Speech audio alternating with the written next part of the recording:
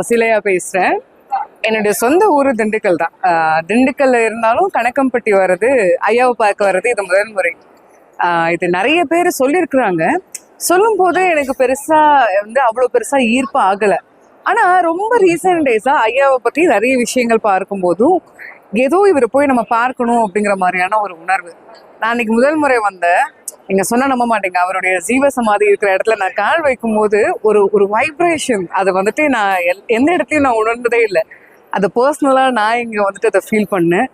மிகப்பெரிய சந்தோஷம். அதுவும் பூஜை நேரத்துல ஐயா அவர்களை பார்த்ததுல நான் இங்க கேள்விப்பட்ட விஷயம் என்னன்னா, ஐயா நமக்கு நம்ம முன்னாடி வருவார்னா பட்டாம்பூச்சி வடிவத்துல வருவாருங்கிற மாதிரியான விஷயங்கள் எல்லாம் நான் கேட்டிருக்கேன். ஒவ்வொரு மாசமும் அமாவாசை அன்னைக்கும் பௌர்ணமி அன்னைக்கும் இங்க இரவு நேரத்துல நைட்டு 12 மணிக்கு சிறப்பான பூஜைகள் நம்மளுடைய ஐயாக்காக பண்ணிட்டு இருக்காங்க. இங்க வேண்டுனா நிச்சயமா நடக்கும் அப்படிங்கிறது தான் ஐதீகமா நிறைய பேர் சொல்லி நானும் சொல்லி கேள்விப்பட்டிருக்கேன். ஸோ அப்படி என்னுடைய கோரிக்கைகளையும் இன்னைக்கு ஐயா கிட்ட வச்சிருக்கிறேன்.